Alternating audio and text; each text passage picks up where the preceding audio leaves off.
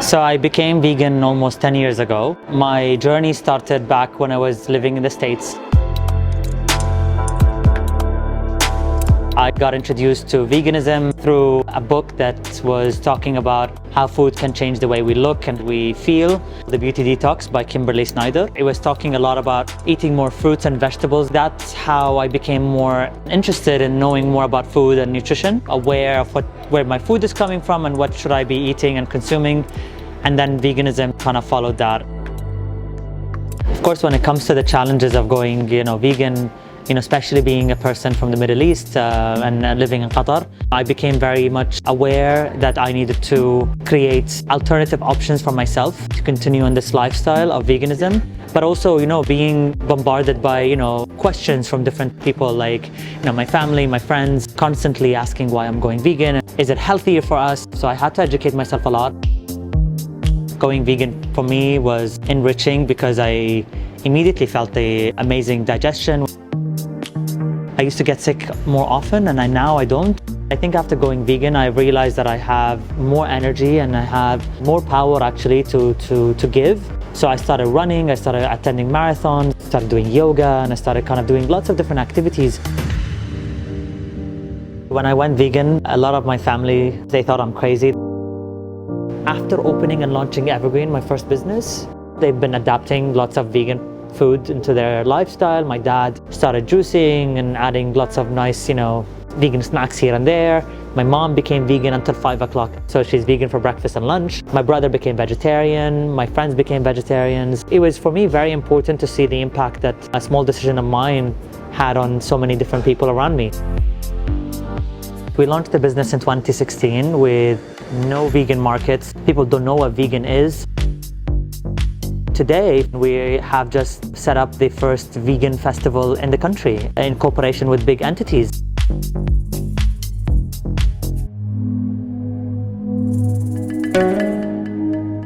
Being a Qatari and being born and raised in Doha, I know how people eat here and how far it is from eating vegan food. And I had to go and dig deeper and see how people ate in Doha, I would say 100 years ago. They didn't eat animal product as much because meat wasn't accessible. People here in Doha used to eat lots of starchy vegetables, lots of beans and grains, and I started to connect and open the conversation with people here in Doha to say, I'm not trying to bring a westernized idea. Being mainly plant-based is actually something that comes from within our heritage and our culture, and it's not something that's coming from abroad. So I think people started reimagining how vegan food is meant to be. My goal was to get to every school out there and university, and that's what I've done for the past few years because I've seen the difference these conversations have had on the total dialogue that we wanted to create on veganism. What keeps me excited to continue this conversation and to continue sharing it with many people is the impact that I think it can leave on people. Not just change their lifestyle, but also change their perception. And I've added a little bit of value somewhere.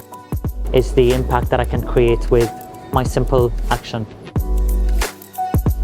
I've traveled across the Middle East to explore not only the different cuisines that the Middle East have to offer, but also the fruits and vegetables that are being grown in our region. And I've realized that people in Morocco are mainly plant-based. People in Jordan are mainly plant-based. And I'm not saying people living in the city.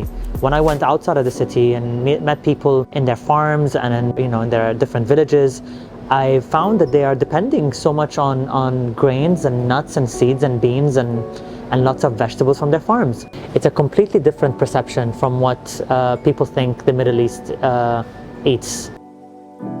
And I started sharing it with people here and saying, hey, look at this. There are 100% Qatari dishes that are naturally vegan, but people will never think they are vegan because they just don't connect the term vegan with anything that comes from the culture. But our cultures are based on flavors and spices and things that are authentic and real that comes from the soil. Anything that you can grow is definitely going to be a plant. We have definitely veganized a lot of traditional Qatari dishes. All my restaurants now are offering Qatari vegan food. Same flavor, same spices, same taste, but veganized. Veganism and sustainability are very much linked. A lot of people are not speaking about the impact that food has, not on our body, but also on the planet. My hopes, of course, is for the future to bring more opportunities for not only healthy food to grow, but also for a more conscious society, more open for conversations, more ready to be a little bit challenged, I would say, and we are on that track. When you go vegan, you go for 3 reasons: for the animals, or you go for the planet, or you go for your health. Those 3 aspects have changed my life. So for the animal, I've become more aware about what I use in terms of my products. So I stopped using leather, I've changed my car, so now it's vegan. I became so aware of what I consume and how it's linked to the animal welfare. When it comes to the planet, I became more conscious on how sustainability is linked to the food we consume on a daily basis. And of course, the third aspect is health, and that's the importance and the benefits of how your body is reacting to certain foods. And the more you free your body from, digesting food, the more you give it the chance to spread that energy somewhere else in your body.